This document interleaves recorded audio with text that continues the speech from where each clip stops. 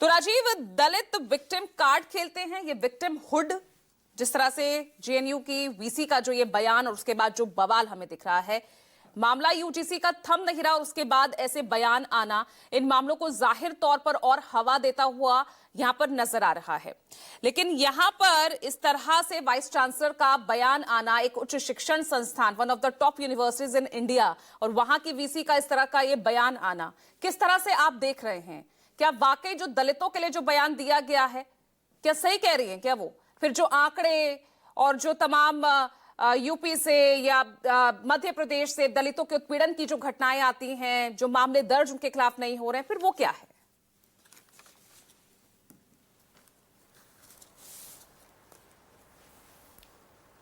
देखिए पूजा, भारत का संविधान जब लागू हुआ, बाबा साहब अम्बेडकर ने ये बातें रखी और संविधान सभा ने ये महसूस किया कि हजारों सालों से जो सामाजिक विभेद हमारे यहाँ है, सामाजिक असमानता है, उसको ख़त्म करने के लिए SC ST वर्ग को आरक्षण दिया जाए और इस समानता स्थापित करने के लिए उसके लिए सरकारों को प्रयास करना चाहिए।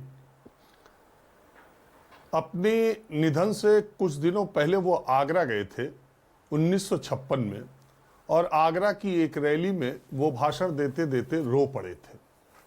उनका ये कहना था कि भारत के संविधान लागू होने के बाद उन्होंने सोचा था कि दलित, शोषित, वंचित लोग जब समाज से आरक्षण के जरिए ऊपरी पायदान पर आएंगे, तब वो अपने पीछे के लोगों का हाथ पकड़कर उन्हें ऊपर उठाने की कोशिश करेंगे।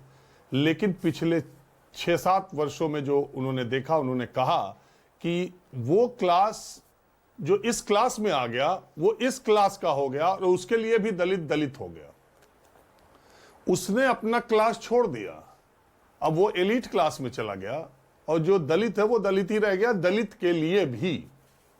और वो इस सोच से इतने व्यथित हुए कि उनकी आंखों से आंसू आ गए थे। ये सच घटना मैं आपको बता रहा हूं।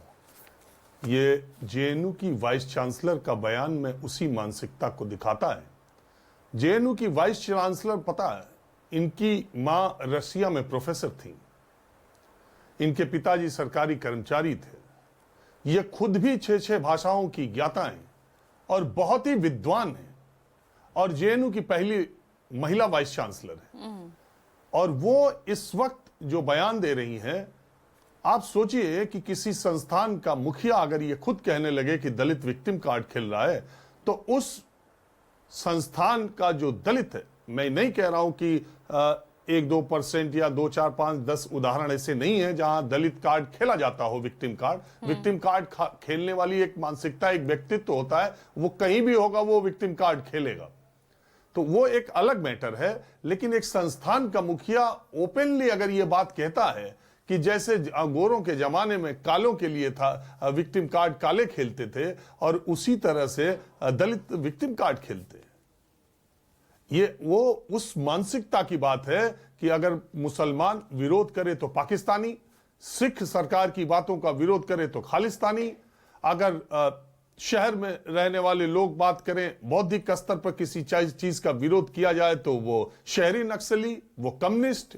वो वामपंथी, और अगर दलित करे तो वो विक्टिम कार्ड खेल रहा है। ये इस तरह की मानसिकता की बात है। दूसरी बात, पूरे हिंदुस्तान में 13 जनवरी को लागू हुए यूजीसी रेगुलेशंस पिछले 2 महीनों से, करीब 1.5 महीनों से चर्चा में है। आप भी कई बार चर्चा कर चुकी, मैं भी देश के अलग अलग विश्वविद्यालय के छात्रों से बात कर चुका। आज तक देश के किसी भी विश्वविद्यालय के वाइस चांसलर ने यह बात ओपनली नहीं कही है कि यूजीसी के रेगुलेशंस जो है बिना पूछताछ के लाए गए, इसकी क्या जरूरत थी, यह हड़बड़ी है, यह गलत मंशा से है। ये वीसी महोदया ने ये बातें भी कही। जब ये वीसी बनी थी तभी से विवाद कई बार हुआ है। उनको जब वीसी बनी थी तो इन्होंने जेएनयू के छात्रों के बारे में राष्ट्र विरोधी पता नहीं क्या क्या कहा था। वो पुराने ट्वीट जब वायरल होने लगे तो इन्होंने अपना उस समय का अकाउंट ही डिलीट कर दिया था। जो और खुद भी जेएनयू में पढ़ी, एक हिस्सा उनकी पढ़ाई का जेएनयू में भी है। भारत की सर्वश्रेष्ठ यूनिवर्सिटी, पिछले 11 वर्षों से A++ का उसे ग्रेड मिल रहा है, मोदी सरकार में भी और मनमोहन सरकार में भी। ऐसी यूनिवर्सिटी को अगर इस देश के पढ़े लिखे लोग ये कहने लगे कि वो राष्ट्र विरोधियों का अड्डा है, तो इससे दुर्भाग्य की बात क्या है। एमए में किसी भी सब्जेक्ट का जो क्वेश्चन पेपर होता है उसको राष्ट्र विरोधी कहने वाले लोग, जो मैं उन लोगों की बात नहीं कर रहा हूं जो वीसी साहिबा के उसमें है, लेकिन सामान्य लोग जो कह देते हैं कि जेएनयू मेरा, अगर वो एमए पॉलिटिकल साइंस, हिस्ट्री या वो जो भी वहां है, उनके जो क्वेश्चन पेपर्स आते हैं वो क्वेश्चन का मतलब ही बता दें, वही बहुत है। तो बात यह है कि वहां एक विचारधारा का टकराव अलग बात है। तो अगर आपके पास विचार होगा तभी आप विचारधारा को जान भी पाएंगे। तो हमारा कहने का मतलब सिर्फ इतना है कि ये जो जेएनयू की वाइस चांसलर का ये बयान है, ये पूरी तरह से अनअपेक्षित था और उन्हीं के इसी बयान को लेकर विरोध प्रदर्शन हुए, जिसमें एबीवी और लेफ्ट के लोग आमने सामने हुए, हिंसक झड़पें भी हुए और मुकदमा की भी बात चल रही है। और ये सब वाइस चांसलर सीधे तौर पर वो यूजीसी के रेगुलेशंस को करें कि बिना मतलब का इसको क्यों आना चाहिए था, दलित विक्टिम कार्ड खेल रहा है। अब दलित कोई उनके पास अपनी जेन्युइन शिकायत को लेकर कैसे जाएगा बताइए आप। और जब बवाल हुआ तो वापस आके कह रही हैं कि मैं भी बहुजन से हूं।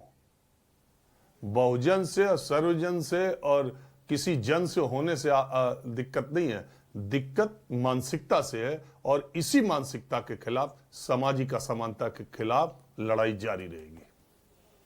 बिल्कुल, और उस लड़ाई के भी अलग अलग रूप हम इस वक्त देख ही रहे हैं। अलग अलग यूनिवर्सिटी से जो तस्वीरें आ रही हैं बेहद चिंताजनक।